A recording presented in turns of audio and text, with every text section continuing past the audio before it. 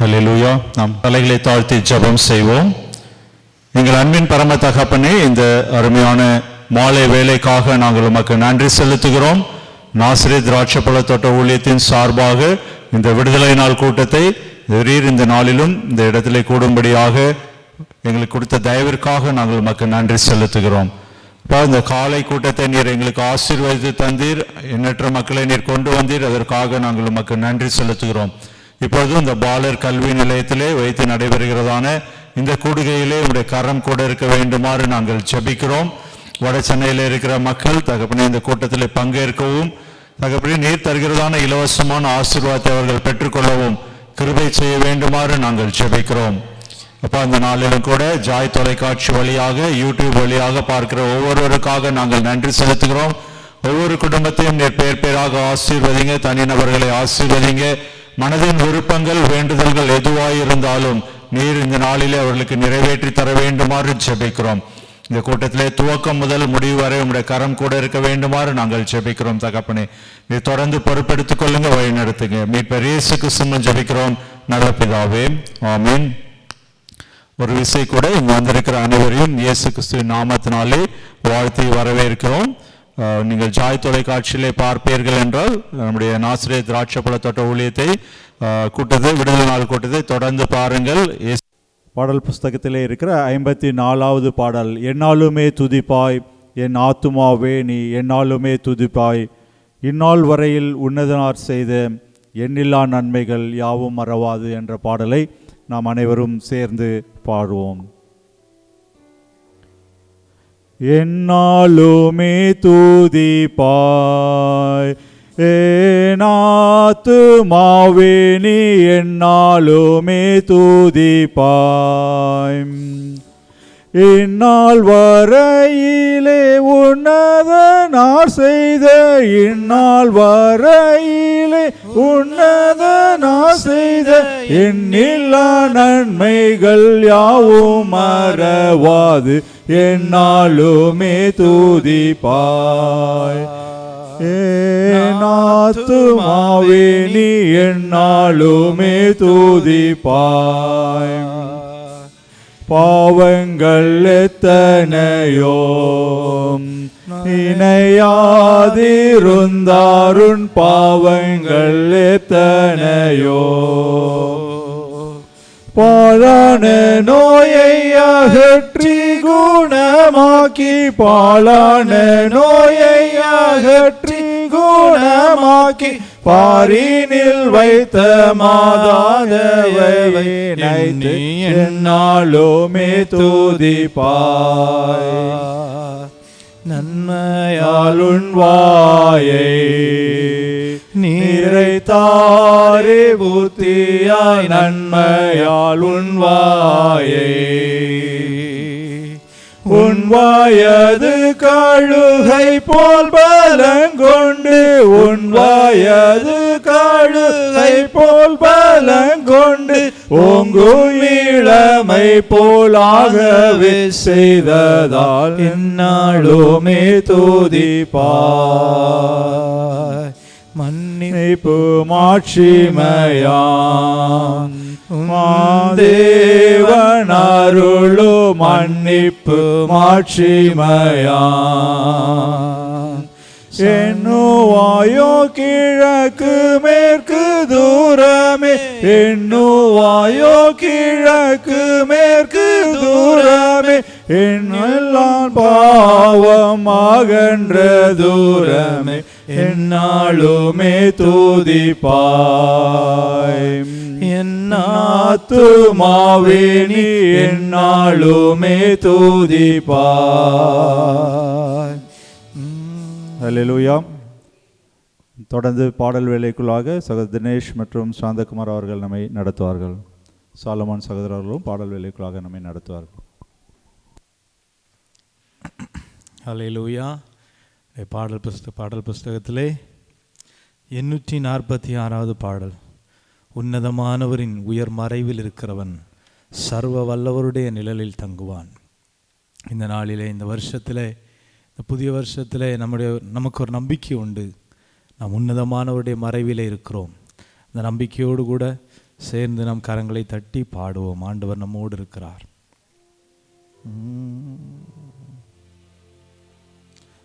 உன்னதமானவரின் உயர் மறைவில் இருக்கிறவன் சர்வ வல்லவரின் நிழலில் தங்குவான், இது பரமசிலாக்கியமே. சர்வ வல்லவரின் நிழலில் தங்குவான், இது பரமசிலாக்கியமே. அவர் சட்டையின் கீழ் அடைக்கலம்புகவே தம் சிறகுகளால் மூடுவார். அவர் சட்டையின் கீழ் அடைக்கலம்புகவே தம் சிறகுகளால் மூடுவார். தேவன் என் அடைக்கலமே, என் கோட்டையும் அரணும் அவர். ஐநூல் சத்தியம் பரிசையும் கேடகமாம் என் நம்பிக்கையும் அவரே. அவர் சத்தியம் பரிசையும் கேடகமாம் என் நம்பிக்கையும் அவரே. அவர் சட்டையின் கீழ் அடைக்கலம்புகவே தம் சிறகுகளால் மூடுவார். அவர் சட்டையின் கீழ் அடைக்கலம்புகவே தம் சிறகுகளால் மூடுவார். இரவின் பயங்கரத்துக்கும் பகலில் பறக்கும் அம்புக்கும் இருளில் நடமாடும் கொள்ளை நோய்க்கும் நான் பயப்படவே மாட்டேன். இருளில் நடமாடும் கொள்ளை நோய்க்கும் நான் பயப்படவே மாட்டேன்.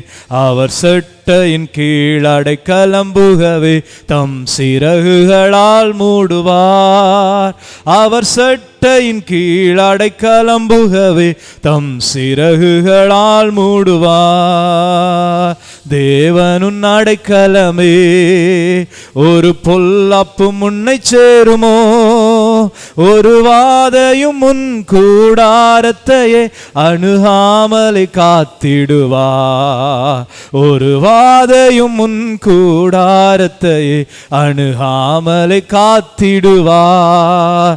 அவர் சட்டையின் கீழ் அடைக்கலம்புகவே தம் சிறகுகளால் மூடுவார். அவர் சட்டையின் கீழ் அடைக்கலம்புகவே தம் சிறகுகளால் மூடுவார். உன் வழிகளிலெல்லாம் உன்னை தூதர்கள் காத்திடுவார். உன் பாதம் கல்லில் இடராதபடி தங்கள் கரங்களில் ஏந்திடுவார். உன் பாதம் கல்லில் இடராதபடி தங்கள் கரங்களில் ஏந்திடுவார். அவர் சட்டையின் கீழ் அடைக்கலம்புகவே தம் சிறகுகளால் மூடுவார். அவர் சட்டையின் கீழ் அடைக்கலம்புகவே தம் சிறகுகளால் மூடுவார். ஆபத்திலும் அவரை நான் நோக்கி கூப்பிடும் வேளையிலும் என்னை தப்புவித்தே முற்றும் ரட்சிப்பாரே என் ஆத்துமனேசரவர். என்னை தப்புவித்தே முற்றும் ரட்சிப்பாரே என் ஆத்துமனேசரவர். அவர் சட்டையின் கீழ் அடைக்கலம்புகவே தம் சிறகுகளால் மூடுவார்.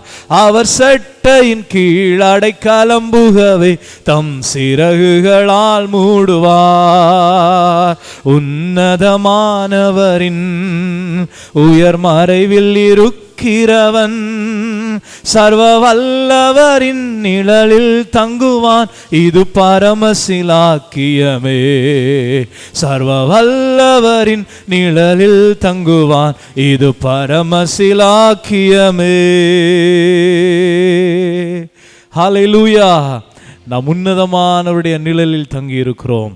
அதுதான் நமக்கு கிடைத்த பெரிய பாக்கியம். ஆமென். நாம் தொடர்ந்து ஆண்டவரை ஆராதிப்போம். சகோதரர் சாந்தகுமார் அவர்கள் இப்பொழுது ஆராதனை நடத்துவார்கள். ஹல்லேலூயா. யாவருக்கும் தெரிந்த பாடல், தேவனே நான் உமது அண்டையில் இன்னும் நெருங்கி சேர்வதே என் ஆவல் பூமியில். ஹல்லேலூயா.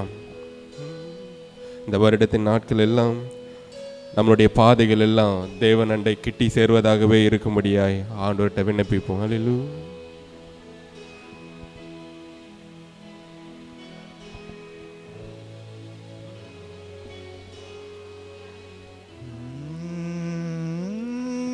தேவனே நான் உமதண்டையில்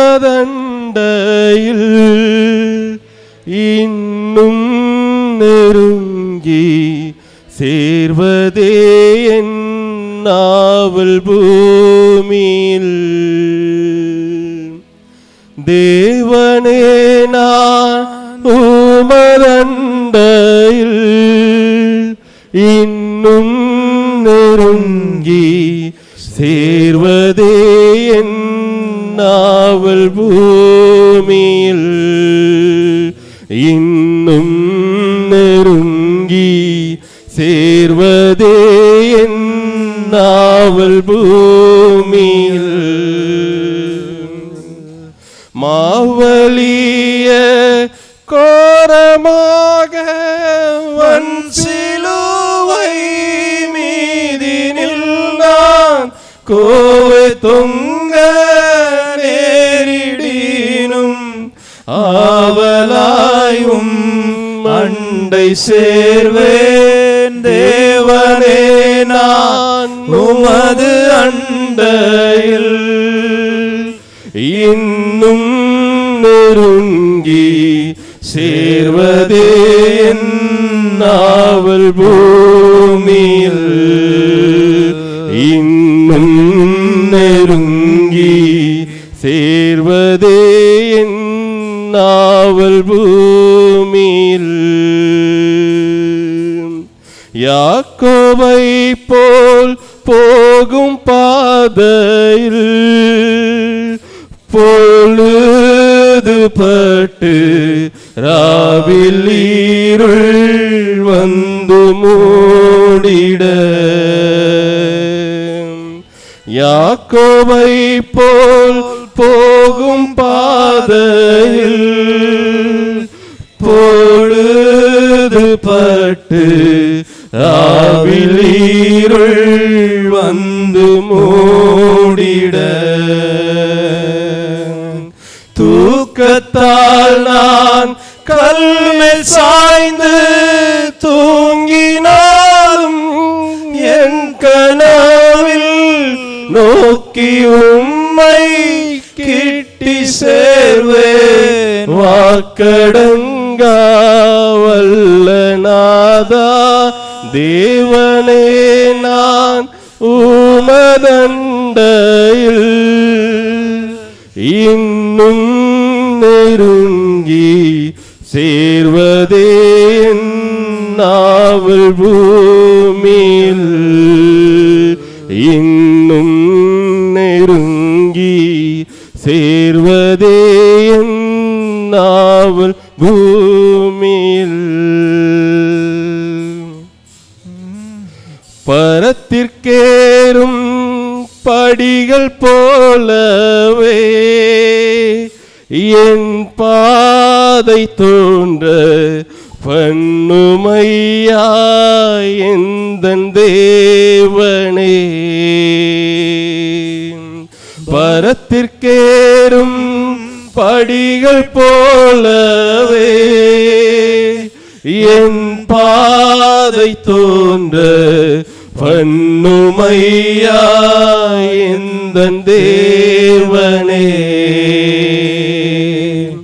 கிருபையாக நீரனுக்கு தருவதெல்லாம் உமது அண்டை அருமையாய் என்னை அழைக்கும் அன்பின் தூதராக செய்யும். தேவனே நான் உமது அண்டையில் இன்னும் நெருங்கி சேர்வதே என் நாவல் பூமியில். இன்னும் நெருங்கி சேர்வதே என் ஆவல் பூமியில்.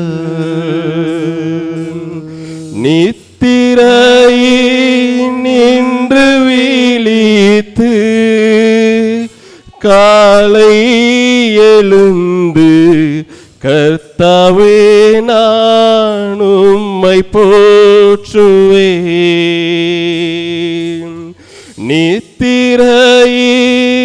நின்று விழித்து காலை எழுந்து கர்த்தாவே நான் உம்மை போற்றுவேன். இத்தரையில் உந்தன் வீடாய் என் துயர்கள் நாட்டுவேன். எந்த துன்பத்தின் வழியாய் இன்னும் உம்மை கிட்டி சேர்வேன். தேவனே நான் உமதண்டையில் இன்னும் நெருங்கி சேர்வதே என் நாவல் பூமியில். இன்னும் நெருங்கி சேர்வதே என் ஆவல் பூமியில்.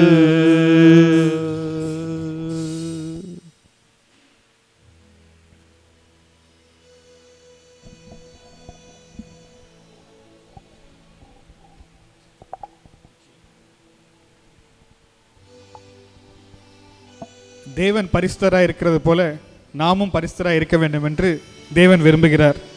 ஒருவேளை நம்ம இந்த உலக பிரகாரமான வாழ்க்கையில் வாழும்போது பல கரைகள் நம்ம ஷர்ட்டில், நம்ம உடம்புல, நம்ம மேலே படும்போது எப்படி நம்ம துணியை துவைக்கிறோமோ அதே போல் நம்மளும் ஜெபம் செஞ்சு கடவுள்கிட்ட மன்னிப்பு கேட்டு நம்மளையும் பரிசுத்தப்படுத்த தான் கடவுள் விரும்புகிறாரு.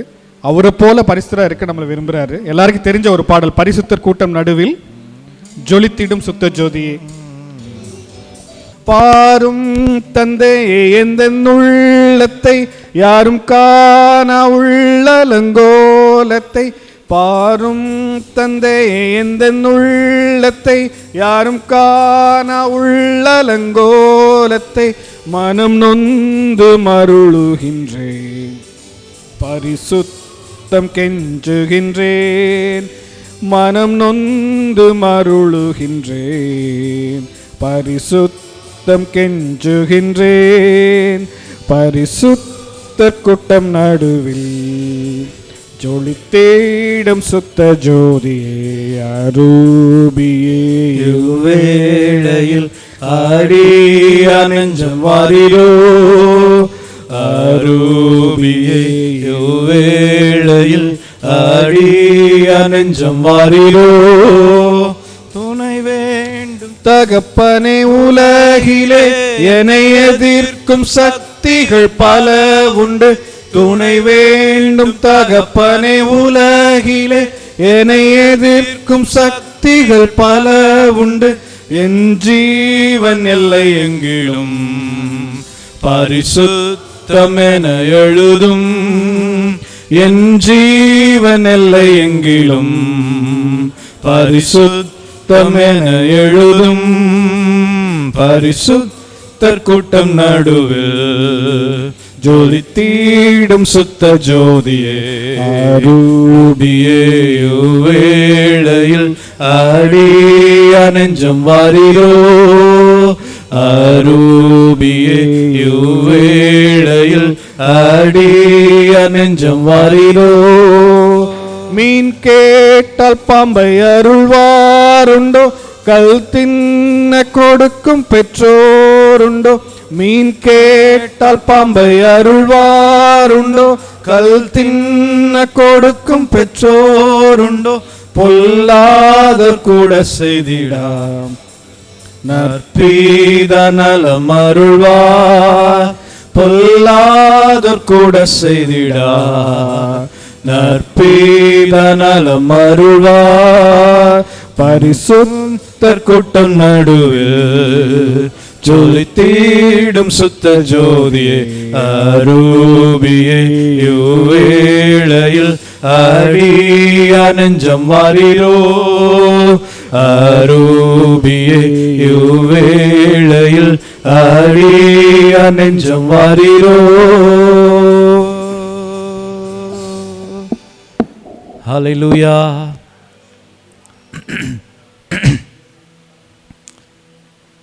ஹல்லேலூயா. ஆமென். நாம் நிற்பது அவருடைய கிருபையினால். எல்லாருக்கும் தெரிந்த ஒரு பாடலை நாம் சேர்ந்து பாடுவோம். கிருபையால் நிலை நிற்கிறோம், உங்கள் கிருபையால் நிலை நிற்கிறோம். ஹல்லேலூயா. கிருபையால் நிலை நிற்கின்றோ, தேவ கிருபையால் நிலை நிற்கின்றோ, கிருபையால் நிலை நிற்கின்றோ, தேவ கிருபையால் நிலை நிற்கின்றோ. கிருபை கிருபை கிருபை கிருபை கிருபை கிருபை கிருபை கிருபை கிருபையால் நிலை நிற்கின்றோ, தேவ கிருபையால் நிலை நிற்கின்றோ, கிருபையால் நிலை நிற்கின்றோ, தேவ கிருபையால் நிலை நிற்கின்றோ. பெயர் சொல்லி அழைத்தது உங்க கிருபை, பெரியவனாக்கியது உங்க கிருபை. பெயர் சொல்லி அழைத்தது உங்க கிருபை, பெரியவனாக்கியது உங்க கிருபை. கிருபை கிருபை கிருபை கிருபை கிருபை கிருபை கிருபை கிருபை கிருபையால் நிலை நிற்கின்றோ, தேவ கிருபையால் நிலை நிற்கின்றோ, கிருபையால் நிலை நிற்கின்றோ, தேவ கிருபையால் நிலை நிற்கின்றோ. கட்டுகளை நீக்கியது உங்க கிருபை, காயங்களை கட்டினது உங்க கிருபை. கட்டுகளை நீக்கினது உங்க கிருபை, காயங்களை நீக்கினது உங்க கிருபை. கிருபை கிருபை கிருபை கிருபை கிருபை கிருபை கிருபை கிருபை கிருபையால் நிலை நிற்கின்றோ, தேவ கிருபையால் நிலை நிற்கின்றோ, கிருபையால் நிலை நிற்கின்றோ, தேவ கிருபையால் நிலை நிற்கின்றோ. பெயர் சொல்லி அழைத்தது உங்க கிருபை, பெரியவனாக்கியது உங்க கிருபை. பெயர் சொல்லி அழைத்தது உங்க கிருபை, பெரியவனாக்கியது உங்க கிருபை. கிருபை கிருபை கிருபை கிருபை கிருபை கிருபை கிருபை கிருபை. ஹல்லேலூயா. மரியாள் இயேசுவை தேடி வந்தபோது அந்த கல்லறை நடத்தில் நிற்கிறாங்க. அப்போ இயேசு உயிர்த்தெழுந்தவராய் வந்து நிற்கிறார். அவரை பார்த்த உடனே மரியாள் சொல்கிறாங்க, தோட்டக்காரர் என்று நினைத்து இயேசுவை நீங்கள் ஒருவேளை எங்கேயாவது கொண்டு போய் வச்சுருந்தீங்கன்னா நீங்கள் என்கிட்ட கொடுத்துருங்கன்னு சொல்கிறாங்க. ஆனால் அதற்கு அடுத்த வசனத்தில் அவர் சொல்கிறாரு, மரியாளே அப்படின்னு கூப்பிட்ட உடனே அவங்க சொல்கிறாங்க ரபுனி அப்படின்னு சொல்கிறாங்க. அவரை முன்னாடி தான் நிற்கிறாரு. அவரை பார்த்தப்போ கூட அவங்களுக்கு இயேசுன்னு தெரியலை. ஆனால் மரியாள்னு பெயர் சொல்லி கூப்பிட்ட போது அவர்களுக்கு தெரிந்தது இது என் இயேசுவின் சத்தம் என்று. ஹல்லேலூயா. நம்மை பெயர் சொல்லி அழைக்கிற ஒரு ஆண்டவர் நமக்கு இருக்கிறார். நம்முடைய பெயரை அறிந்திருக்கிற ஒரு தேவன் இருக்கிறார். அவருக்கு உங்கள் பெயர் தெரியும் என்றால் உங்களுடைய சூழ்நிலை அவருக்கு தெரியும், உங்களுடைய வேதனைகள் அவருக்கு தெரியும், நீங்கள் கடந்து போகிற கஷ்டத்தின் பாதைகள் அவருக்கு தெரியும். உங்களுடைய நிலைமையை நன்றாய் அறிந்திருக்கிற ஒரு ஆண்டவர் அவர். ஹல்லேலூயா. உங்களை தெரியாமல் அழைத்தவர் அல்ல, உங்களை தெரியாமல் தெரிந்து கொண்டவர் அல்ல, உங்களை நன்றாக அறிந்து தெரிந்து உங்கள் பெயர் முதலாய் அறிந்தவர் உங்களை பார்த்து சொல்லுகிறார், நீ என்னுடையவன், நீ என்னுடையவன், நான் உன்னை தெரிந்து கொண்டேன் என்று. சேர்ந்த ஒரு தடவை சொல்லுவோமா? பெயர் சொல்லி அழைத்தது உங்க கிருபை, பெரியவனாக்கியது உங்க கிருபை. பெயர் சொல்லி அழைத்தது உங்க கிருபை, பெரியவனாக்கியது உங்க கிருபை. கிருபை கிருபை கிருபை கிருபை கிருபை கிருபை கிருபை கிருபை கிருபையால் நிலை நிற்கின்றோம், தேவ கிருபையால் நிலை நிற்கின்றோம், கிருபையால் நிலை நிற்கின்றோம், தேவ கிருபையால் நிலை நிற்கின்றோம். ஹல்லேலூயா. நம்ம அவருடைய கிருபையினால் நிலை நிற்கிறோம். இதுவரை அவருடைய கிருபையினால் நம்மை காத்தவர், இனிமேல் நம்மை காப்பார். ஆமென். ஹல்லேலூயா. ஹல்லேலூயா. நமக்கு ஒரு நேசர் உண்டு. ஹல்லேலூயா. அவர் நம் வேதனைகளை எல்லாம் அவர் அறிந்திருக்கிறார், நம்ம கண்ணீரை எல்லாம் அவர் காண்கிறார். ஹல்லேலூயா. இன்னொரு பாடலை பாடி அவனுடைய நாமத்தை மேம்படுத்தும். எனக்கு ஒரு நேசர் உண்டு, அவர்தான் இயேசு ராஜா. எனக்கு ஒரு புகலிடம் உண்டு, அவர்தான் இயேசு ராஜா. எனக்கு ஒரு நேசர் உண்டு, அவர்தான் இயேசு ராஜா. எனக்கொரு புகலிடம் உண்டு, அவர்தான் இயேசு ராஜா. எனக்கொரு நேசர் உண்டு, அவர்தான் இயேசு ராஜா. எனக்கொரு புகலிடம் உண்டு, அவர்தான் இயேசு ராஜா. என் வேதனைகளை அவர் பார்க்கிறார், என் கண்ணீரையும் அவர் காண்கிறார். என் வேதனைகளை அவர் பார்க்கிறார், என் கண்ணீரையும் அவர் காண்கிறார்.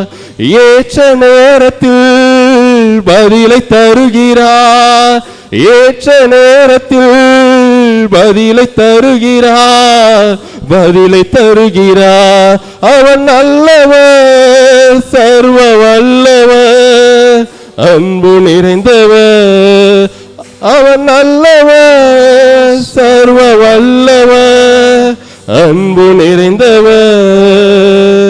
எனக்கொரு நேசர் உண்டு, அவர்தான் இயேசு ராஜா. எனக்கொரு புகலிடம் உண்டு, அவர்தான் இயேசு ராஜா. அவர் செட்டை நிழலில் ஆறுதல், அவர் செட்டையின் மறைவில் ஆரோக்கியமே. அவர் செட்டையின் நிழலில் ஆறுதல், அவர் செட்டையின் மறைவில் ஆரோக்கியமே.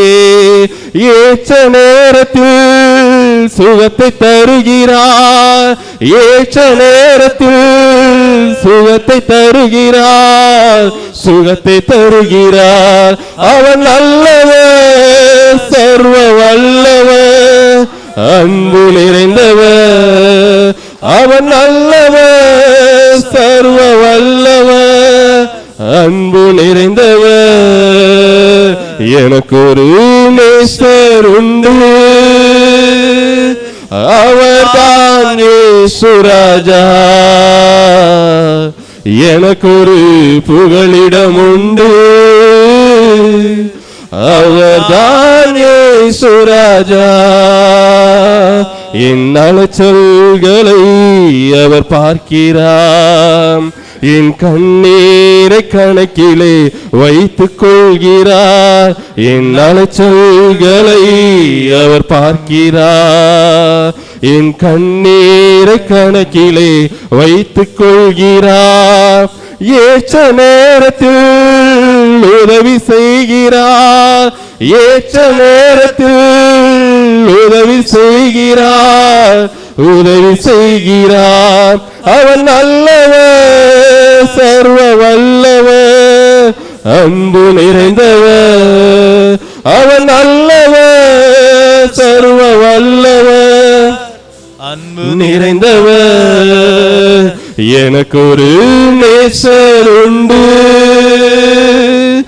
அவர்தான் இயேசு ராஜா. எனக்கொரு புகலிடம் உண்டு, அவர்தான் இயேசு ராஜா.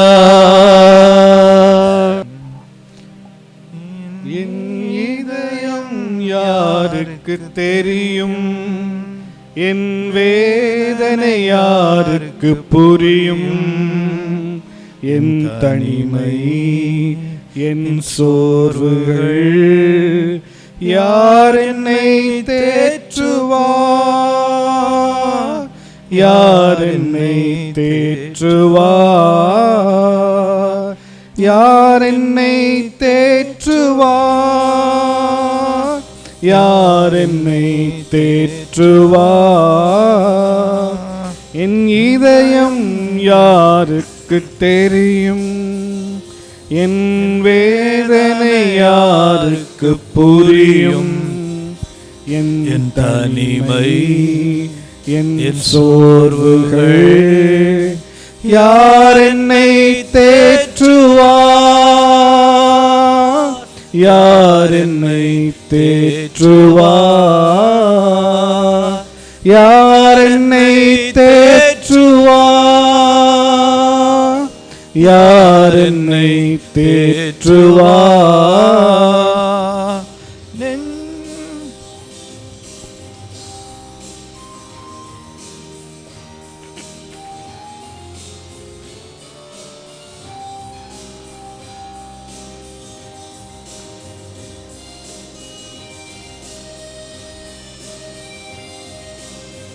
ஒரு பறவைக்கு சிறகு உடைஞ்சிச்சுன்னா அது வானில் பறக்க முடியுமா? முடியாது.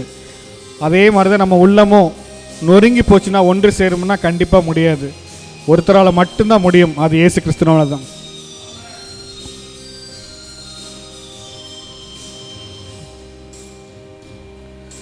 சிறகு உடைந்த பறவை அது வானில் பறக்குமோ?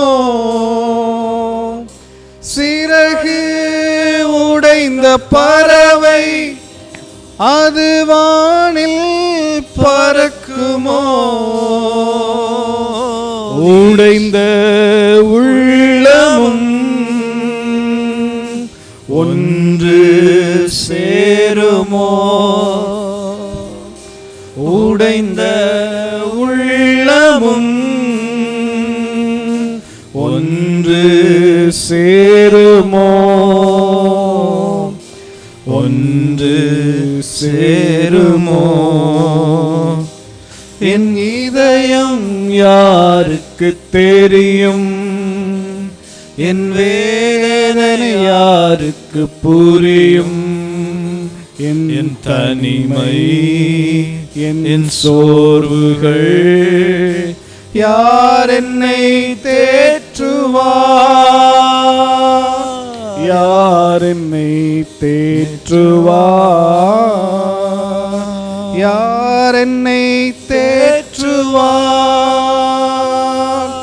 யார் என்னை தேற்றுவார். அங்கே தெரியும் வெளிச்சம் அது கலங்கரை தீபமோ? அங்கே தெரியும் வெளிச்சம் அது கலங்கரை தீபமோ? இயேசு ராஜனின் முகத்தின் வெளிச்சமே, இயேசு ராஜனின் முகத்தின் வெளிச்சமே, முகத்தின் வெளிச்சமே. என் இதயம் இயேசுவுக்கு தெரியும், என் வேதனை இயேசுவுக்கு புரியும், என் தனிமை என் சோர்வுகள் இயேசு என்னை தேற்றுவார், இயேசு என்னை தேற்றுவார், இயேசு என்னை தேற்றுவார், இயேசு என்னை தேற்றுவார், இயேசு என்னை தேற்றுவார், இயேசு என்னை தேற்றுவார். தேற்றுவார்.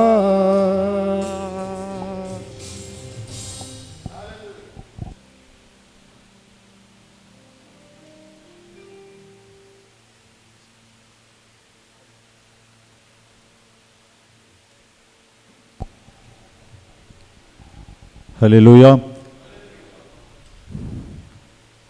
இன்றைய நாளிலும் நம்முடைய நாசரேத் திராட்சை பழத்தோட்ட ஊழியத்தின் விடுதலை நாள் கூட்டத்தில் மாலை கூட்டத்திற்கு வந்திருக்கிற அனைவரையும் இயேசு கிறிஸ்துவின் நாமத்தினாலே உங்களை அன்போடு வரவேற்கிறோம்.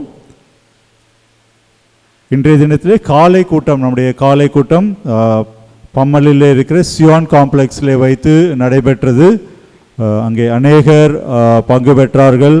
இயேசு கிறிஸ்து கொடுக்கிறதான இலவசமான விடுதலை பெற்று தேவனை துதித்து சென்றார்கள்.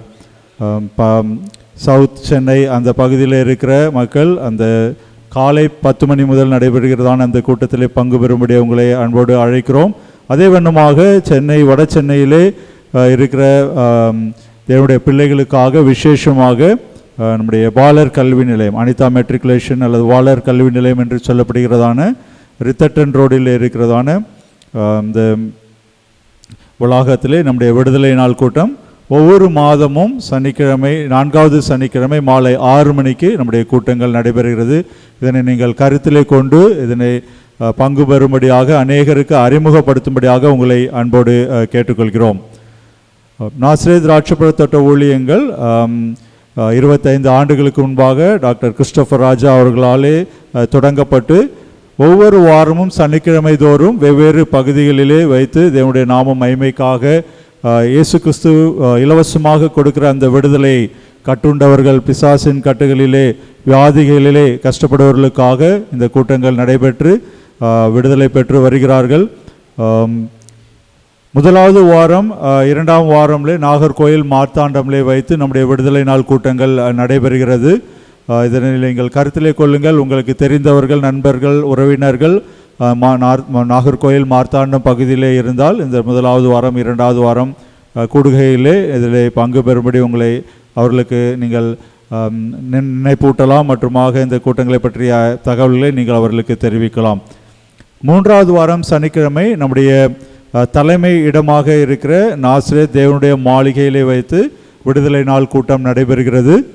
ஒவ்வொரு மாதமும் 3வது சனிக்கிழமையிலே 2000க்கும் மேலான மக்கள் அந்த இடத்திலே கூடி தேவனுடைய நாமத்தை மகிமைப்படுத்தி வருகிறார்கள். அதற்காக நீங்கள் தொடர்ந்து ஜெபிக்கும்படியாக உங்களை அன்போடு கேட்டுக்கொள்கிறோம். 4வது சனிக்கிழமை சென்னையிலே நம்முடைய விடுதலை நாள் கூட்டம் 2 இடத்திலே நடைபெறுகிறது. காலையிலே சியான் காம்ப்ளெக்ஸ் பம்மலிலே முத்தமிழ் நகர் பஸ் ஸ்டாப்பில் இருக்கிற சியான் காம்ப்ளெக்ஸில் வைத்து நடைபெறுகிறது. மாலை கூட்டம் பிகேஎன் பாலர் கல்வி நிலையத்திலே வைத்து நடைபெறுகிறது. நம்முடைய கூட்டங்களை நாம் சென்னை கூட்டங்களை ஜாய் டிவியில் யூடியூப் மூலமாகவும் ஜாய் டிவியிலும் ஒளிபரப்பட்டு வருகிறது. இதனை நீங்கள் தொலைக்காட்சியிலே பார்ப்பீர்கள் என்றால் இந்த கூட்டத்திற்காக ஜெபியுங்கள். தொடர்ந்து இதற்காக இந்த கூட்டத்தை மற்றவர்களுக்கும் அறிமுகப்படுத்தும்படி உங்களை அன்போடு கேட்டுக்கொள்கிறோம். நம்முடைய சகோதரர் டாக்டர் கிறிஸ்டோபர் ராஜா அவர்கள் தினந்தோறும் தேவனுடைய வார்த்தையை பென்னியல் டிவியிலே காலை 6:30 மணி முதல் 7 மணி வரையிலும், மாலை 9 மணி முதல் 9:30 மணி வரையிலும், திங்கள் முதல் வெள்ளி வரை தேவனுடைய வார்த்தையை கொடுத்து வருகிறார்கள். நீங்கள் இதை பென்னியல் டிவியிலே நீங்கள் பார்த்து பயன்பெறும்படி உங்களை அன்போடு கேட்டுக்கொள்கிறோம். அது மட்டுமல்லாமல் யூடியூபில் நம்முடைய ஊழியத்தின் யூடியூபாக டாக்டர் ஜே கிறிஸ்டோபர் ராஜா அப்படின்னு சொல்லி நீங்கள் யூடியூப்பில் பார்ப்பீர்கள் என்றால் அந்த யூடியூப் சேனலிலே சகோதரர் அவர்கள் கொடுக்கிறதான தேவனுடைய வார்த்தை ஒவ்வொரு நாளும் ஒளிபரப்பட்டு வருகிறது. அது மட்டுமல்லாமல் தினந்தோறும் அதிகாலையிலே தேவனுடைய வார்த்தை தமிழ், ஆங்கிலம், தெலுங்கு மற்றும் ஹிந்தி இந்த 4 மொழிகளிலே 3 நிமிட செய்திகளை சகோதரர் அவர்கள் கொடுத்து வருகிறார்கள். இது அநேகருக்கு அந்த நாளை துவங்கும்போது பிரயோஜனமாக இருக்கிறது. நீங்கள் இதனை கேட்டு பயன்பெறுங்கள். உங்களுக்கு தெரிந்த நண்பர்களுக்கு, மற்றவர்களுக்கு இதனை நீங்கள் வாட்ஸ்அப் மூலமாக பகிர்ந்து மற்றவர்களுக்கும் ஆவிக்குரிய வாழ்க்கையிலே பலனடையும்படி நீங்கள் உற்சாகப்படுத்தும்படி உங்களை அன்போடு கேட்டுக்கொள்கிறோம்.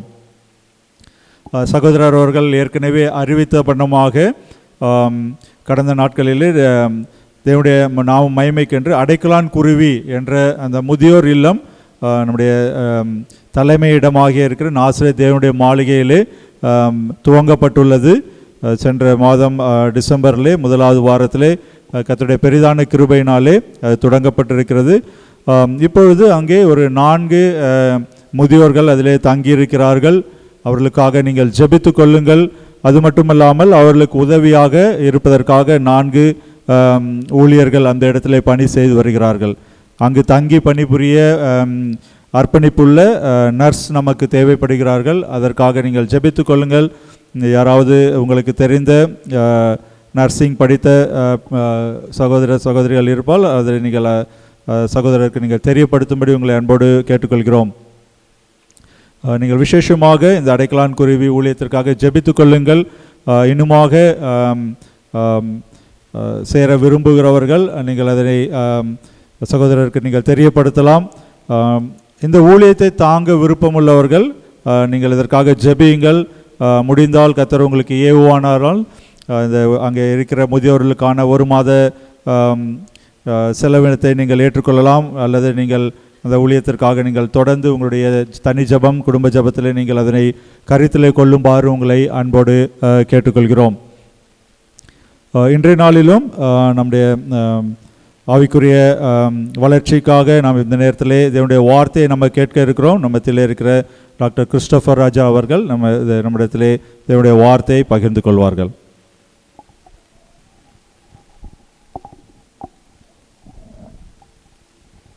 பிரியத்துக்குரியவர்களே, உங்கள் யாவரையும் ஆண்டவராகிய இயேசு கிறிஸ்துவின் இனிதான நாமத்தினாலே வாழ்த்துகின்றேன். இப்படியாக நேரம் நமக்கு மிகவும் குறைவாக இருக்கின்றது. தம்பி தினேஷுடைய அந்த ஆராதனை மழையிலே நனைய வேண்டுமென்றே நான் புறப்பட்டு வந்தேன். நேரத்தின் அருமையினால் அதை செய்ய முடியாமல் போய்விட்டது. நானும் கூட பல அறிவிப்புகளை கொடுக்கணும்னு எனக்கு ஆசை. ஆனால் சரியாக 8 மணிக்கு முடித்து அதன் பிறகு விரைவாக சென்று பஸ்ஸை பிடித்து ஊருக்கு செல்ல வேண்டும் என்ற கட்டாயம் இருக்கிறபடியினாலே நேரடியாக செய்திக்குள்ளே நான் போகின்றேன். மிக அருமையாக எனது நண்பர் அவர்கள் அந்த அறிவிப்பை கொடுத்தார்கள். தேவனுடைய பிள்ளைகள் சிறப்பாக ஆராதனையை நடத்தினார்கள் என்பதில் சந்தேகமில்லை. பிலிப்பியர் 3வது அதிகாரம் 4வது அதிகாரத்தில் சில வசனங்களை நாம் வாசிக்கலாம். அதில் 11வது வசனம் 12, 13, 14 வரைக்கும் தம்பி தினேஷ் அவர்கள் இப்பொழுது வாசிப்பார். பிலிப்பியர் 3ஆம் அதிகாரம் 11ஆம் வசனம் முதல். அவருக்காக எல்லாவற்றையும் நஷ்டமென்று விட்டேன், குப்பையுமாக எண்ணுகிறேன். நான் அடைந்தாயிற்று அல்லது முற்றும் தேறினவனானேன் என்று எண்ணாமல் கிறிஸ்து இயேசுவினால் நான் எதற்காக பிடிக்கப்பட்டேனோ அதை நான் பிடித்து கொள்ளும்படி ஆசையாய் தொடருகிறேன். சகோதரரே, அதை பிடித்து கொண்டேன் என்று நான் எண்ணுகிறதில்லை. ஒன்று செய்கிறேன், பின்னானவைகளை மறந்து முன்னானவைகளை நாடி கிறிஸ்து இயேசுவுக்குள் தேவன் அழைத்த பரம அழைப்பின் பந்தய பொருளுக்காக இலக்கை நோக்கி தொடருகிறேன். பார்த்தீங்களா, முதல் வசனம் சொல்லுகிறது, அவருக்காக எல்லாவற்றையும் நஷ்டம் என்று விட்டேன், குப்பையுமாக எண்ணுகிறேன். இதை பிலிப்பியருக்கு எழுதுகிற அப்போஸ்தலனாகிய பரிசுத்த பவுல் எனப்பட்ட அந்த அப்போஸ்தலன் மிகப்பெரிய ஒரு பணக்கார குடும்பத்தை சார்ந்தவர் என்று அறிஞர்கள் சொல்லுகின்றார்கள். பல கோடி ரூபாய்களுக்கு அதிபதியாக அவர் பிறந்தபடியினாலே அவர் கமாலியல் எனப்பட்ட மிகப்பெரிய ஒரு அறிஞனுடைய பாதத்தில் அமர்ந்திருந்து அவர் எல்லாவற்றையும் கற்றுக்கொண்டார். அந்த நாட்களில் கமாலியன் மிகப்பெரிய அறிஞராக இருந்து தன்னுடைய மாணாக்கர்களுக்கு அவர் அறிவை ஊட்டி வளர்த்தார். ஒரு பக்கம் ஏராளமான பணம், இன்னொரு பக்கம் ஏராளமான அறிவு. அது எப்பொழுதுமே பவுல் அப்போஸ்தலனிடத்தில் ஏராளமாக இருந்தது. 12 சீசர்களும் ஆண்டவரோடு கூடவே இருந்தாலும் அவர்கள் இதுபோல அதிகமான நிருபங்களை எழுத முடியவில்லை. ஆனால் ஆண்டவர் இயேசுவை கண்டிராத இந்த அப்போஸ்தலனாகிய பவுல் அநேக நிருபங்களை உலகம் முழுவதும் இருக்கிற அத்தனை விசுவாச பிள்ளைகளுக்கு பிரயோஜனமாக இன்றைக்கும் இருக்கும்படியாக அவ்வளவு ஞானத்தோடு புத்தியோடு எழுதியிருக்கிறார். அவர் நிச்சயமாக அவர் அதிகமாக படித்தவர். ஒரு சமயம் உடைய அதிக படிப்பு உனக்கு பைத்தியம் உண்டாக்குறது என்று ஒரு அதிகாரி அவரை திட்டுகின்றார். அந்த அளவிற்கு அவர் ஞானியாக இருந்தார். அவர் பணக்காரனாக இருந்தார், அதிகாரம் படைத்தவராக இருந்தார். அவர் பரிசேயனாக பிறந்தார். அவர் ரோம குடியுரிமையை பெற்றிருந்தார். இப்போ நம்ம அமெரிக்கன் சிட்டிசன்ஷிப் பெற்றிருந்தார். எவ்வளவு மரியாதையும் அதே போல. ஆனாலும் கூட அவர் சொல்லுகிறார், நான் எல்லாவற்றையும் நஷ்டம் என்று விட்டேன், குப்பையாக கடந்துகிறேன். அதெல்லாம் எனக்கு ஒரு காலத்தில் பெருசாக தெரிஞ்சுதுங்க, ஆனால் இப்போ எனக்கு அதெல்லாம் குப்பையாக தெரிகிறது என்று அவர் சொல்லுகிறார், அதெல்லாம் நான் தூக்கி போட்டுட்டேன்னு சொல்லி அவர் சொல்லுகிறார். ஒரு சில பணக்காரர்களை என்னுடைய வாழ்க்கையில் நான் சந்தித்திருக்கிறேன். பேசும் பொழுதே அவர்கள் அந்த மோதிரத்தை காண்பித்து கொண்டே இருப்பார்கள். 10 விரலிலும் அந்த மோதிரத்தை போட்டுக்கொண்டே இருப்பார்கள். செயினை வெளியே திரும்படியாக சட்டையை இழுத்து விட்டிருப்பார்கள். அவர்கள் அதை பெரிதாக அவர்கள் எண்ணி அதை எல்லாரும் காண வேண்டும் என்று சொல்லி அவர்கள் நினைக்கின்றார்கள். வீட்டுக்குரியவர்களே, இயேசு கிறிஸ்துவின் அன்பு நம்முடைய உள்ளத்துக்குள்ளாக வருகிற பொழுது இந்த உலகத்தின் மேன்மைகள் மகிமைகள் எல்லாம் நமக்கு ஒரு பொழுதும் பெரிதாக தெரியாது. அது நிச்சயமாக நமக்கு தெரியாது. நம்முடைய படிப்பு, நம்முடைய பட்டங்கள், இல்லைன்னா நமக்கு இருக்கிற மேன்மைகள் எல்லாம் நமக்கு குப்பையாக தெரியும். இயேசு கிறிஸ்துவின் அன்பே நமக்கு பெரிதாக தெரியும். ஊழியம் ஒன்றே நமக்கு பெரிதாக தெரியும். அதுதான் நமக்கு பிரதானமானது என்பதை நாம் புரிந்து கொள்வோம். ஒருவர் தன்னை மேன்மையாக எண்ணுகிறார் என்றால் இன்னமும் ஒரு பக்குவப்படவில்லை, கிறிஸ்துவின் அன்பை முழுமையாக அவர்கள் அறிந்து கொள்ளவில்லை என்பதை நாம் புரிந்து கொள்ள வேண்டும். இந்த வருடத்திலே நாம் கடந்து போகின்ற பொழுது வேறு காரியங்கள், இந்த உலகத்தில் மேன்மையாய் எண்ணப்படுகிறவைகள், ஜனங்கள் மேன்மையாய் பேசுகின்றவைகள் எல்லாம் குப்பைகள் என்று நாம் விட்டுவிட்டு ஊழியத்தின் பின்பாக நாம் வர வேண்டும். அடுத்த வசனத்தில் அவர் சொல்லுகிறார், நான் அடைந்தாயிற்று அல்லது முற்றிலும் தேறினவானானேன் என்று எண்ணாமல் கிறிஸ்து இயேசுவினாலே நான் எதற்காக பிடிக்கப்பட்டேனோ அதை நான் பிடித்து கொள்ளும்படி ஆசையாய் தொடர்கின்றேன். அவர் சொல்கிறார், நான் எனக்கு எல்லாம் தெரியும், நான் எல்லாம் தெரிஞ்ச ஏகாம்பரம் அப்படின்னு சொல்லி ஒரு பொழுதும் நான் நினைக்கக்கூடாது. நானும் நினைக்கல, நீங்களும் நினைக்கக்கூடாது என்று சொல்லி அவர் சொல்லுகிறார். ஒரு ஆலன் பால் செய்தி கொடுக்குற பொழுது கூட்டத்தினத்தில் இருந்த ஒருவர் பைபிளில் சில வசனங்களை சொல்லிக்கொண்டே இருந்தார். அதாவது, நானும் பைபிளை நன்காய் படித்திருக்கிறேன், எனக்கும் எல்லாம் தெரியும் என்பதை காண்பிக்க வேண்டும் என்பதற்காக நான் அதை பார்த்து கொண்டே இருந்தேன். வீட்டுக்குரியவர்களை, எனக்கு எல்லாம் தெரியும், நான் எல்லாத்திலும் கற்று தேர்ந்துட்டேன்னு சொல்கிறதுக்கு எதுவுமே இல்லை.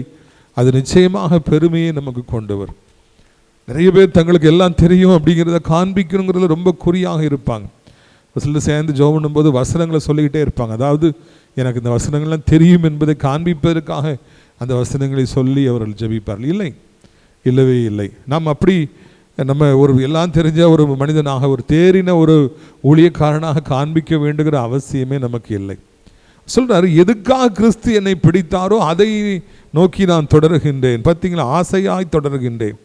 கிறிஸ்து ஒவ்வொருவரையும் ஒவ்வொரு காரியத்திற்காக பிடித்திருக்கிறார்.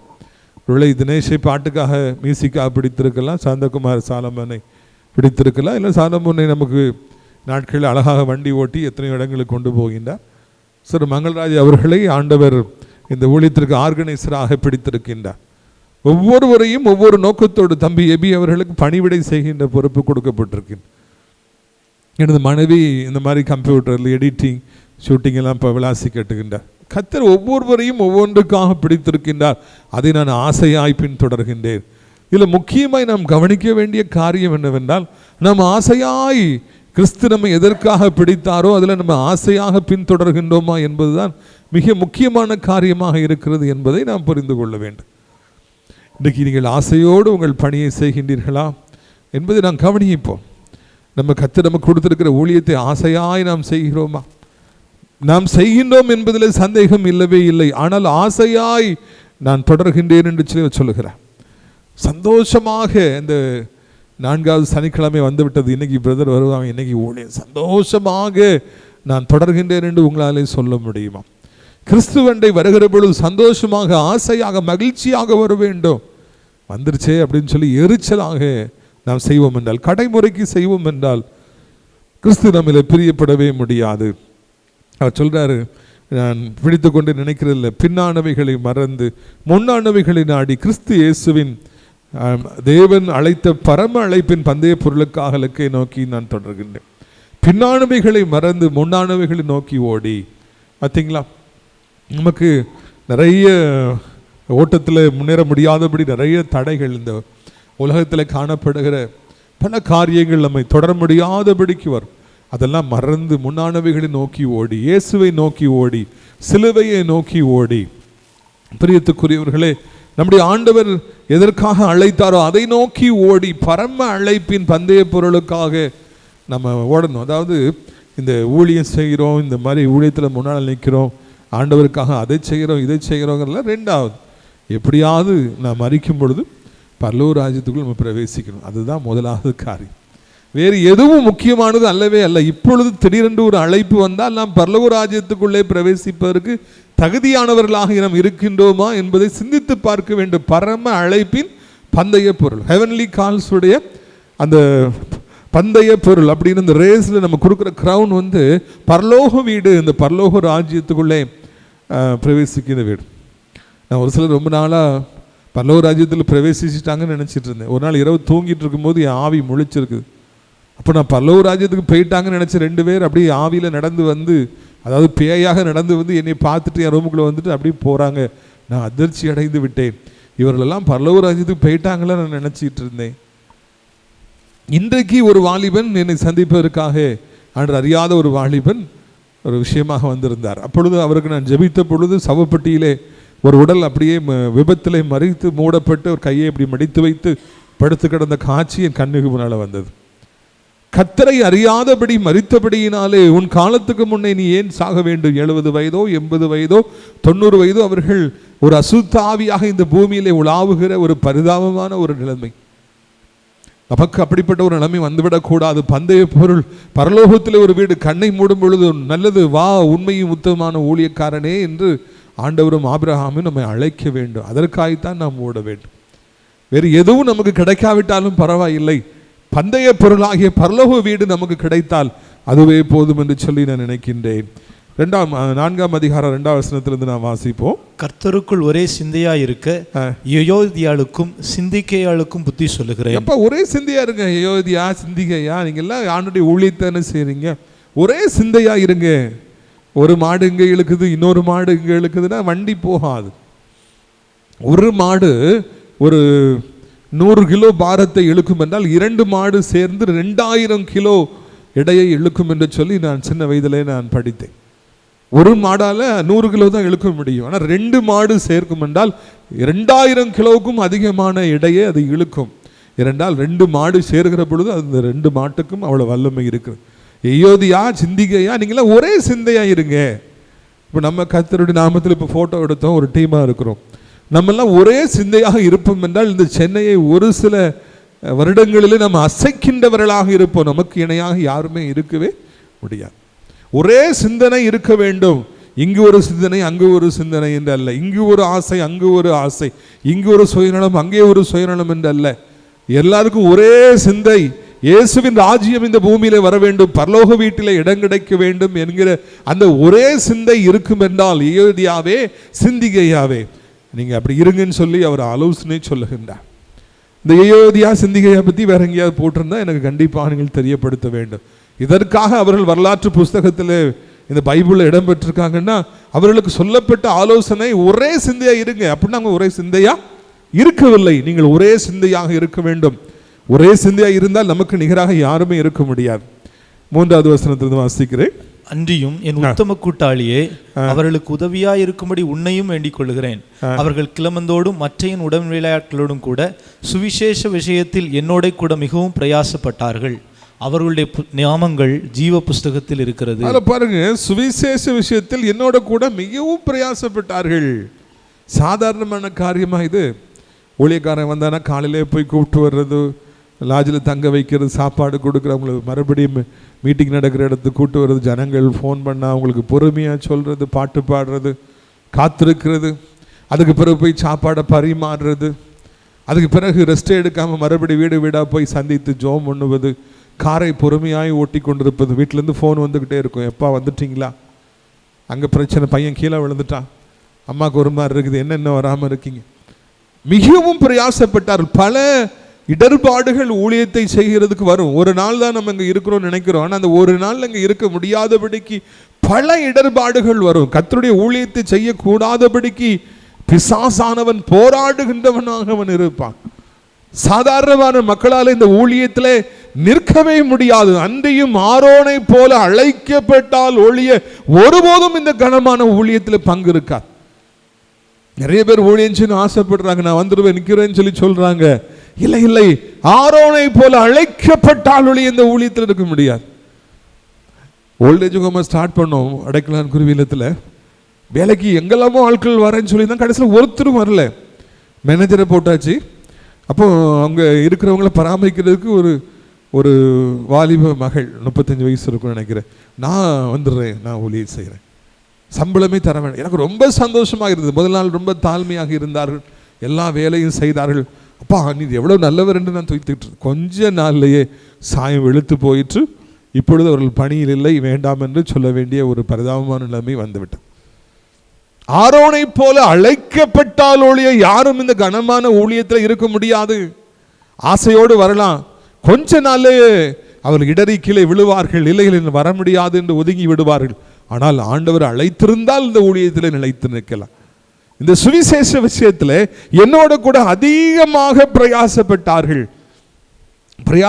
அதிகமாக பிரயாசப்படுறாங்க, பல தியாகங்களை செஞ்சாங்க, பல வேதனைகளை சகிச்சுக்கிட்டாங்க, பொறுமையா இருந்தாங்க. அப்பந்தான் ஊழியம் செய்ய முடியும். அப்படி செய்தால் என்ன அழகாக அந்த வசனம் முடிகிறது, அவருடைய நாமங்கள் ஜீவ புஸ்தகத்தில் இருக்கிறது. எப்போ நம்முடைய பெயர்களை ஆண்டவர் ஜீவ புஸ்தகத்தில் எழுதுகிறார்? ஊழியத்தின் நிமித்தமாக அதிக பிரயாசங்களை எடுக்கும் போது நம்ம எல்லாத்தையும் வெறுத்து நாம் இந்த பணிக்காக நம்முடைய முதுகை கொடுக்கிற பொழுது, தோலை கொடுக்கிற பொழுது, நான் இந்த சமயம் சுமக்கிறேன்னு சொல்லி கஷ்டத்தோடு அந்த மாடு அந்த வண்டியை இழுத்து செல்வது போல நாம் இழுத்து செல்லுகிற பொழுது, ஆண்டவருடைய திட்டங்கள் நிறைவேறுகிற பொழுது பரலோகத்தில் என் பேரை எழுதுகிறேன், என் ஊழியத்துக்கு இவ்வளவு உதவி செய்கிறான், இவ்வளவு பாடுகளை சந்திக்க நான் இவன் பேரை எழுது என்று சொல்லி ஆண்டவர் அங்கே நம்முடைய பெயரை எழுதுகின்றவராக இருக்கின்றார். பிரியத்துக்குரியவர்களே, விருதாவாக அல்லவே அல்ல. இன்றைக்கு நீங்க இந்த இடத்துல கொஞ்சம் பேர் வந்திருக்கலாம், நான் கிறிஸ்துவுக்காக ஓடுறேன் எனக்கு என்னன்னு சொல்லி நினைக்கலாம். இல்லை, உங்களுடைய பெயர்களை ஆண்டவர் ஜீவ புஸ்தகத்தில் எழுதுகின்றார். அதை விட ஒரு பாக்கியம் என்ன இருக்க முடியும்? சொல்லுங்க பார்க்கலாம். நம்முடைய பெயரை ஆண்டவர் ஜீவ புஸ்தகத்தில் எழுதியிருக்கிறார். இவனுக்கு ஒரு இடத்தை போட்டிருப்பா, இவனுக்கு ஒரு வீட்டை கட்டிரு சொல்லி ஆண்டவர் அங்கே நமக்காக ஒரு இடத்தை ஆயத்தப்படுத்துகிறார். வாசிங்க அடுத்த வசனம். கர்த்தருக்குள் எப்பொழுதும் சந்தோஷமாயிருங்கள், சந்தோஷமாயிருங்கள் என்று மறுபடியும் சொல்லுகிறேன். ரொம்ப கஷ்டமான காரியம் இதுதான். சந்தோஷமா இருங்க, சந்தோஷமா முடியாது. ஏன்னா நிறைய கவலைகள், நிறைய தேவைகள், நிறைய பிரச்சனைகள். நாளைக்கு என்ன பண்ண, திங்கக்கிழமை என்ன பண்ண, ஏன்னா திங்கக்கிழமை நிறைய பேருக்கு பணம் கொடுக்கணும். அடைக்கலான் குருவி இல்லத்துக்கு இஷ்டத்துக்கு காசு செலவழிச்சு கட்டி நான் திங்கக்கிழமை வந்து தாரேன் அப்படின்னு சொல்லியிருக்கிறேன், ஒரு நம்பிக்கையில், விசுவாசத்தில். பிரித்துக்குரியவர்களே, பல தேவைகள் நமக்கு வருகிற பொழுது, பல நெருக்கடிகள் நமக்கு வருகிற பொழுது நாம் எப்பொழுதும் கவலைப்படுபவர்களாக, சிந்தனை செய்பவர்களாக, கோபப்படுபவர்களாக, எரிச்சல் படுபவர்களாக, வேலையே செய்ய விருப்பம் இல்லாதவர்களை மாறி போறோம். இல்லை, நீங்க ரொம்ப சுவிசேஷத்துக்காக பிரயாசப்படுறீங்க, சந்தோஷமா இருங்க, சந்தோஷமா இருங்க. மறுபடியும் உங்களுக்கு சொல்லுகிறேன், இந்த பூமியில நான் வாழுகிற நாட்கள் எல்லாம் சந்தோஷமா இருக்கணும். ஏனென்றால் நான் ஓல்ட் டெஸ்டமென்ட் பழைய ஏற்பாட்டில் வாசிக்கிறோம், மகிழ்ச்சியா இருப்பதே நீதிமானின் பலன். நீங்க மகிழ்ச்சியா இருந்து ஒரு ஊழியத்தை செஞ்சு பாருங்க, கவலையோட ஊழியத்தை செஞ்சு பாருங்க, பயத்தோடு நடுக்கத்தோட ஊழியம் செஞ்சு பாருங்க, கோழி கிண்டிடுவீங்க, மண்ணை கவியிருவீங்க. சந்தோஷமா செஞ்சு பாருங்க, ஐயோ நீங்க 10 மடங்கு நல்லபடியாக ஊழியத்தை செய்வீங்க, 10 மடங்கு அழகாக பாடுவீங்க, 10 மடங்கு அழகாக ஆராதனை நடத்துவீங்க, மெசேஜ் கொடுப்பீங்க. யாரும் உங்களை பார்த்தாலும் ஐயோ இது யாருக்கு நினைக்கிற அளவிற்கு ஆண்டவர் உங்களை பயன்படுத்துவார். எப்போ தெரியுமா? நீங்க சந்தோஷமாக இருக்கும் பொழுது. புளிக்குழம்பு வச்சிருந்தாலும், ரசத்தை வச்சிருந்தாலும் சந்தோஷமா சாப்பிடணும். என்ன டேஸ்டா இருக்கு எங்க அம்மா வச்சது, என் பொண்டாட்டி என்னை கைப்பட்டாலே என்ன டேஸ்டா இருக்குது. உப்பே இருக்காது, வாயில வைக்க முடியாது. என் மனைவி என்ன அழகா சமைக்கிறாங்க தெரியுமா? பிரியத்துக்குரிய என் மனைவி நீங்கள் தயவுசெய்து நினைத்துக் கொள்ளாதீர்கள், என் மனைவி ரொம்ப அழகாக சமைப்பார்கள்.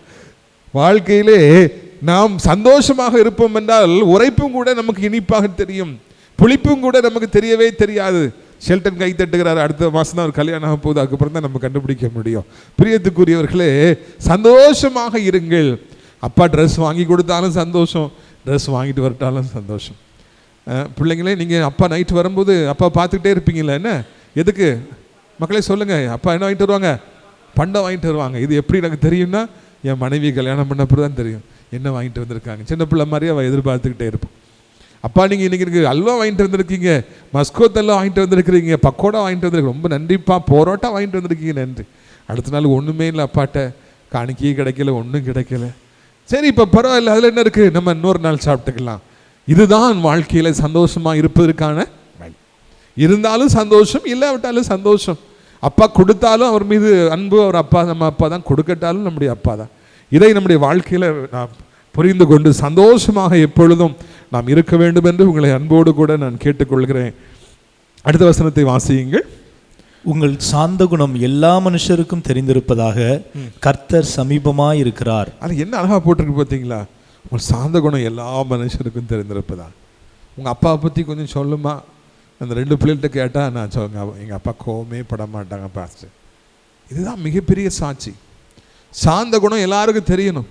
என் ஸ்டூடெண்ட்ஸ்கிட்ட கேட்டால் கிறிஸ்துப சார் அவங்க ரொம்ப சாந்தமான மனுஷன், நான் சாந்த குணமாக பார்த்துக்கிட்டே இருப்பேன். 2-3 தடவை அமைதியாருன்னு சொல்லுவேன். 4வது தடவை அவன் பேசுனான்னா போடுற சத்தத்தில் கிளாஸே 10 நிமிஷம் நடுங்கிரும். சாரை கோவப்படுத்திட்டாடா, அவர் என்ன பண்ணுவார்னே தெரியாது.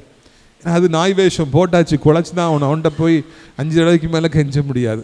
நான் அதே இதை ஒய்ஃப்கிட்ட செய்ய முடியாது. நம்ம அமைதியாக தான் இருந்தாகணும். பிரியத்துக்கு கை கட்டிகிட்டே தான் உட்காந்து கிளாஸில் மாணவர் மத்தியில் சிங்கமாக கர்ச்சிப்பேன். வீட்டுக்கு பொண்டாட்டி முன்னாலும் வந்தேன்னா கையை கட்டிகிட்டே உட்காந்துருப்பேன். பிரியத்துக்குரியவர்களே, அது வேறு இது வேறு என்பதை நான் புரிந்து கொண்டேன். வாழ்விலே சாந்த குணம் என் சாந்த குணம் யாருக்கு தெரியுதோ இல்லையா, என் மனைவிக்கு தெரியும். அவன் சொல்லுவான், என் புருஷன் எனக்கு கோவப்பட்டதே கிடையாது, 5-6 வருஷத்தில் கோவப்பட்டதே கிடையாது. எல்லா புருஷனும் ஒரு மாதிரி பார்ப்பாங்க. நீ என்ன சொல்கிறீங்க, உண்மையாக தான் சொல்கிறீங்களா? ஆமாம், அவங்க என்கிட்ட கோவப்பட்டதே கிடையாது. இந்த வசனம் யாருக்கு பொருந்ததோ இல்லையோ எனக்கு பொருந்தும். எல்லாருக்கும் தெரியுமோ இல்லையோ என் மனைவிக்கு கண்டிப்பாக தெரியும். நான் கோவப்பட்டதே கிடையாது 6 வருஷத்தில். அடித்ததே கிடையாது. முக்கியமான பாயிண்ட், அடித்ததே கிடையாது. சில ஹஸ்பண்டில் தூக்கி போட்டு அடிப்பாங்க. கேள்விப்பட்டிருக்கீங்களா? தூக்கி போட்டு அடிப்பாங்க. ஃபுட்பாலை போட்டு அடிக்கிற மாதிரி அடிப்பாங்க. ஐயாலாம் அடித்ததில்லை, சும்மா நான் சொல்கிறேன். சில கணவர்கள் அப்படி இருக்காங்க. நமக்கு அப்படி பழக்கமே கிடையாது. பிரியத்துக்குரியவர்களே, உங்கள் சாந்த குணம் உங்கள் மனைவிக்கு தெரிந்திருப்பதாக, உங்கள் பிள்ளைகளுக்கு தெரிந்திருப்பதாக, உங்க கூட வேலை பார்க்குறவங்களுக்கு தெரிந்திருப்பதாக என்று சொல்லி உங்களை நான் அன்போடு கூட நான் அழைக்கின்றேன். உங்கள் சாந்த குணம் எல்லாருக்கும் தெரிந்து கர்த்தர் சமயமாக இருக்காரு. அப்படின்னா நாளைக்கே ஆண்டவர் ஆசிர்வதிக்க போகிறாரு, இன்னைக்கே ஆசிர்வதிக்க போகிறார். நம்ம ஏன் கோவப்படணும்? கிடைக்காதனால தான் நமக்கு கோவம் வருது. கிடைக்க போகுதுன்னு தெரிஞ்ச பிறகு நமக்கு ஏன் கோபம் வரப்போகுது? கர்த்தர் சமீபமாக இருக்கிறார். உங்களுக்கு கோபம் வரும்போதெல்லாம் சொல்லுங்க, என் ஆண்டவர் சமீபமாக இருக்கிறார். அல்லேலூயா. சமீபமாக இருக்கிறான்னு தெரிஞ்ச பிறகு உங்களுக்கு கோபமே வராது. வாசிங்க. நீங்கள் ஒன்றுக்கும் கவலைப்படாமல் எல்லாவற்றையும் குறித்து உங்கள் விண்ணப்பங்களை ஸ்தோத்திரத்தோட கூடிய ஜெபத்தினாலும் வேண்டுதலினாலும் தேவனுக்கு தெரியப்படுத்துங்க. நீ ஒன்றை குறித்து கவலைப்படாதீங்க. முதல் பாயிண்ட், எதை பற்றி கவலைப்படாதீங்க. வியாதி, கஷ்டம், நஷ்டம், தேவை, பணம் இல்லை, அது இல்லை. எதை பற்றி கவலைப்படாமல் இருந்தால் தான் என்ன செய்ய முடியும் பார்த்தீங்களா? எல்லாவற்றையும் குறித்து உங்கள் விண்ணப்பங்களை ஸ்தோத்திரத்தோடு கூடிய ஜெபத்தினாலே வேண்டுதலாலே தேவனுக்கு தெரியப்படுத்துங்க, அப்பாவுக்கு தெரியப்படுத்துங்க. நிறைய பேர்ட்ட ஆண்டவர்கிட்ட போய் சொல்லுங்கன்னா, எங்கள் அப்பாவுக்கு என் தேவையை குறித்து தெரியாதோ அப்படின்னு இடக்கு மடக்கா பேசுவாங்க. அவங்களுடைய அறியாமை அது காண்பிக்கிறது. நான் வேண்டுதலோடு விண்ணப்பத்தோடு ஸ்தோத்திரத்தோடு ஆண்டவர்கிட்ட சொல்லணுமா, அப்பா ஸ்தோத்திரம் ஐயா, நெருக்கப்படுறேன்ப்பா, கஷ்டப்படுறேன்ப்பா, அவசரமாக எனக்கு உதவி தேவையா, நான் ஆண்டவரை ஸ்துதித்து கொண்டே கர்த்தருக்கு சொல்லணும். தானியேலும் நண்பர்களும் கொல்லப்பட போகிறாங்க. ராஜா ஒரு சொப்பனத்தை கண்டுட்டு சொல்ல மாட்டேன், நீங்கள் சொப்பனத்தையும் சொல்லி அர்த்தத்தையும் சொல்லணும்னா எல்லாரும் நடுங்கிறாங்க. அது எப்படி சொப்பனத்தை சொல்லாம அது அர்த்தத்தை சொல்ல முடியும் ராஜா, நீங்கள் என்ன சொல்கிறீங்கன்னு கேட்குறாங்க. இல்லை நான் சொப்பனத்தை சொன்னேன்னா நீங்கள் டுபாக்குரா ஏதாவது சொல்லி விட்டுருவீங்க, என்னை ஏமாற்றி விட்டுருவீங்க. அது நடக்காது. நான் சொப்பனத்தை கண்டேன், அதை நீங்கள் சொல்லணும், அப்போ தான் நீங்கள் உண்மையான ஆளுன்னு சொல்லுது. எவ்வளோ விவரமான ஒரு ராஜா பார்த்தீங்களா? விதைக்காத இடத்துல அறுப்பேன்னு சொல்லி சொன்னவர் அவர் தான். நான் ஒரு சொப்பனத்தை கண்டேன், சொப்பனத்தையும் சொல்லி அர்த்தத்தையும் சொல்லி அப்போதான் நான் நம்புவேன். பிரியத்துக்குரியவர்களே, பயங்கரமான ஒரு ராஜா பயங்கரமான கட்டளையிட்டார். அப்பொழுது சோஸ்திரத்தோடு விண்ணப்பத்தோடு தானியேலும் நண்பர்களும் ஜெபிக்கிறாங்க. இரவு நேரத்தில் ஆண்டவர் சொப்பனத்தையும் சொல்லி அர்த்தத்தையும் சொல்லுகிறார். அல்லேலூயா. யோசேப்பு சொப்பனத்துடைய அர்த்தத்தை தான் சொன்னார், 7 வருஷங்கிறது. ஆனால் தானியேலோ சொப்பனத்தையும் சொல்லி ஆண்டவருடைய வெளிப்பாடுகளை பெற்று, இரவு நேரத்தில் வெளிப்பாடுகளை பெற்று அவர் மிகப்பெரிய சாதனையை செய்தார் என்று நான் காண்கிறோம். நம்முடைய வாழ்க்கையில் நம்ம ஜோமனும் போதே சோத்திரப்பா நீங்கள் செஞ்சிட்டீங்க, நன்றிப்பா, உமக்கு நன்றி, உங்களுடைய வல்லமை இது ஒன்றும் கிடையாது சொல்லி சோத்திரம் பண்ணி நம்ம ஜெபிக்கிறோம். நம்ம என்ன செய்கிறோம்? அழுதுகிட்டே ஜெபம் பண்ணுறோம். நம்ம என்ன செய்கிறோம்? உமக்கு கண்ணே கிடையாதுன்னு சொல்லி நம்ம ஜெபம் பண்ணுறோம். அப்போ எப்படி ஆண்டவர் அற்புதம் செய்ய முடியும்? அப்படி நம்ம செஞ்சோன்னா என்ன ஆகுதுன்னு பாருங்க. அடுத்த வசனத்தை வாசியுங்கள். அப்பொழுது எல்லா புத்திக்கும் மேலான தேவ சமாதானம் உங்கள் இருதயங்களையும் உங்கள் சிந்தைகளையும் கிறிஸ்து இயேசுவுக்குள்ளாக காத்துக்கொள்ளும். பாருங்க, அப்போ நம்ம அப்படி விண்ணப்பம் பண்ணிட்டோம் அப்படின்னாலே ஒரு பெரிய சந்தோஷம், எல்லா புத்திக்கும் மேலான ஒரு சமாதானம் நம்ம உள்ளத்துல இருக்குமா. எவ்வளோ கவலைகள் இருந்தது, எவ்வளோ பாரங்கள் இருந்தது, ஆனா விண்ணப்பம் பண்ணிட்டோம், ஜெபம் பண்ணிட்டோம், ஆண்டவர்கிட்ட தெரியப்படுத்திட்டோம்னா அதுக்கு பிறகு பாரம் இருக்காது, ஒரு சமாதானம் இருக்கும். சரியான எடுத்துக்காட்டு யாரு? பைபிளில் பழைய ஏற்பாட்டில் கவலையோடு அழுது ஜெபம் பண்ணி சமாதானத்தோட போனது யார்? அன்னாள். அன்னாளுடைய உள்ளம் உடைந்து ஒரே பொசிஷன்லேயே பல மணி நேரம் அப்படியே கடந்து குடித்து வைத்திருக்கிறாள்னு சொல்லி பிரதான ஆசாரியர் நினைக்கிறதுக்கு அவங்க கடந்தாங்க. ஆனால் இறுதியில் அவங்க ஜெபம் ரொம்ப வல்லமையாக இருந்ததுனால ஆண்டவர் என்னை ஆசீர்வதித்து விட்டார்கள் நம்பிக்கையோடு போனாங்க. பல வருடம் அடைக்கப்பட்டிருந்த கற்பம் அது திறக்கப்பட்டது. மாபெரும் தீர்க்கதரிசி ஆகிய சாமுவேல் வந்தார். குழந்தை இல்லாத பெண்களே எப்படி குழந்தையை பெற்றுக்கொள்ள வேண்டும் என்பதற்கு இதைவிட ஒரு எடுத்துக்காட்டு பைபிளில் இருக்க முடியுமா? நாம் தேவ சமூகத்தில் காத்திருந்து மன்றாடி நாம் ஆண்டவரை எனக்கு செய்தே ஆக வேண்டும் என்று கண்ணீரோடு ஜெபிச்சோன்னா ஒரு சமாதானம் வரும், ஒரு நம்பிக்கை வரும். ஓகே, என் ப்ரேயர் ரீச் ஆயிடுச்சு, ஆண்டவர் செய்ய போகிறார். அதுக்கு பிறகு கவலைப்பட மாட்டோம், ஆண்டவர் அற்புதம் செய்வார். இது குழந்தைக்கு மாத்திரமல்ல, என்ன தேவையாக இருந்தாலும் என்ன காரியமாக இருந்தாலும் நாம் இந்த அன்னாளை போல ஜெபித்து சமாதானத்தோடு போவோம்னா இதில் சொல்லப்பட்ட வார்த்தை நிச்சயமாக நிறைவேறும். 5 நிமிடங்கள் 3 நிமிடங்கள் மாத்திரமே இருக்கிறது. நான் ஜெபிக்கிறேன். அதன் பிறகு உங்களுக்காக தனித்தனியாக ஜெபித்து சீக்கிரமாக நாங்கள் கடந்து போவோம். கர்த்தர் உங்கள் ஒவ்வொருவரையும் ஆசீர்வதிப்பாராக. அப்பா பிதாவே, நாளிலும் கூட எங்களோடு பேசிய உடைய வார்த்தைகளுக்காக நன்றி செலுத்துகிறோம், ஸ்தோத்திரம் செலுத்துகிறோம். எவ்வளவோ ஆசீர்வாதங்கள் ஐயா. சுவிசேஷ விஷயத்தில் என்னோடு கூட அவர்கள் மிகுந்த பிரயாசப்பட்டார். அவருடைய நாமங்கள் ஜீவ புஸ்தகத்தில் எழுதப்பட்டிருக்கு. அப்போ இதை விட என்னப்பா எங்களுக்கு வேணும்? உமக்காக சுவிசேஷ விஷயத்தில் வீடு வீடாக சென்று ஊர் ஊராக சென்று அலைந்து தெரிந்து பல சிரமங்களை பொறுத்து உடல் உபாதைகளை பொறுத்து உமக்காக ஓடுவதை நீர் மறப்பீரோ? உம்முடைய ராஜ்யத்தை கட்டுவதற்காக உம்முடைய பிள்ளைகள் எடுக்கிற இந்த பிரயாசத்தை மறப்பீரோ? மறக்கவே மாட்டீங்க. பரலோகத்தில் ஜீவ புஸ்தகத்தினுடைய நாமத்தை எழுதியிருக்கீங்க, நன்றி. ஆரோனை போல அழைக்கப்பட்டால் ஒழிய ஒருபோதும் இந்த கனமான ஊழியத்தில் நிலைத்திருக்க முடியாது ஐயா, நிலைத்திருக்கவே முடியாது. பரம தகப்பனே, இந்த அருமையான நாளிலும் கூட நம்முடைய பிள்ளைகளை ஆற்றுவீராக, தேற்றுவீராக. 2024 எனப்பட்ட இந்த வருடம் முழுவதும் அவர்கள் இந்த வாக்குத்தத்த வசனங்களை பிடித்து கொண்டு உமக்குள்ளே சந்தோஷமாக ஓட அவர்களுக்கு உதவி செய்யும். சந்தோஷமாக இருங்க. மறுபடியும் சொல்லுகிறேன், சந்தோஷமாக இருங்க. எப்பொழுதும் நாங்கள் சந்தோஷமாக இருக்க ஆண்டவரே நீங்கள் உதவி செய்ய வேண்டும் என்று சொல்லி கெஞ்சி மன்றாடுகிறோம் அப்பா. நம்முடைய பிள்ளைகளுக்கு உலகம் தர முடியாத சமாதானம் இப்பொழுதே உண்டாகட்டும், சிந்தையை காத்து கொள்ளட்டும். ஆண்டவரே, ஆண்டவருக்கு சிறுக விதைத்தீர்கள் சிறுக அறுத்தீர்கள், பெருக விதைத்தீர்கள் பெருக அறுத்தீர்கள் எனப்பட்ட வார்த்தையின்படி கர்த்தாவே நம்முடைய பிள்ளைகளுக்கு நீங்கள் உதவி செய்வீங்க, அதற்காக நன்றி. கண்மணியை போல காத்துக்கொள்ளுங்க. கிறிஸ்துவுக்குள்ளாக பிள்ளைகள் எடுக்கிற பிரயாசங்கள் தக்க பலனை தார். கையின் பிரயாசங்களை பெருக செய்யுங்க, வியாதியை நீக்குங்க, பலகீனங்களை நீக்குங்க.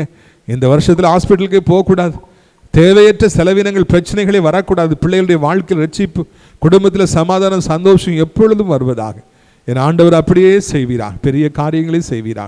என் அப்பா, இந்த நாளிலும் கூட இத்தனை தடைகள் மத்தியில் நாங்கள் எல்லாரும் ஒன்று கூட உம்மை துதிக்க எங்களுக்கு ஏற்படுத்தி கொடுத்த கிருபைக்காக கோடி சோத்திரம், கோடி சோத்திரம். குற்றங்கள் குறைகளை மன்னி உமக்கே எல்லா துதிக நம்மையும் செலுத்துகிறோம். இரட்சகர் இயேசுவின் மூலமே ஜெபிக்கிறோம் எங்கள் நல்ல பிதாவே, ஆமென். என் ஆத்துமாவே கர்த்தரை சோத்திரி, என் முழு உளமே அவருடைய பரிசுத்த நாமத்தை சோத்திரி. என் ஆத்துமாவே கர்த்தரை சோத்திரி, அவர் செய்த சகல உபகாரங்களையும் ஒரு பொழுதும் மறவாதே. கர்த்தரா இயேசு கிறிஸ்துவின் கிருபையும் பிதாவாகிய தேவனுடைய அன்பு பரிசுத்தாடி அந்யோன்ய ஐக்கியமில்லாத பிரசன்னம் உங்கள் அனைவரோடு இன்றைக்கு சதா காலங்களில் நிலைத்திருப்பதாக. அல்லேலூயா, அல்லேலூயா, அல்லேலூயா. கர்த்தர் உங்களை ஆசீர்வதிப்பாராக.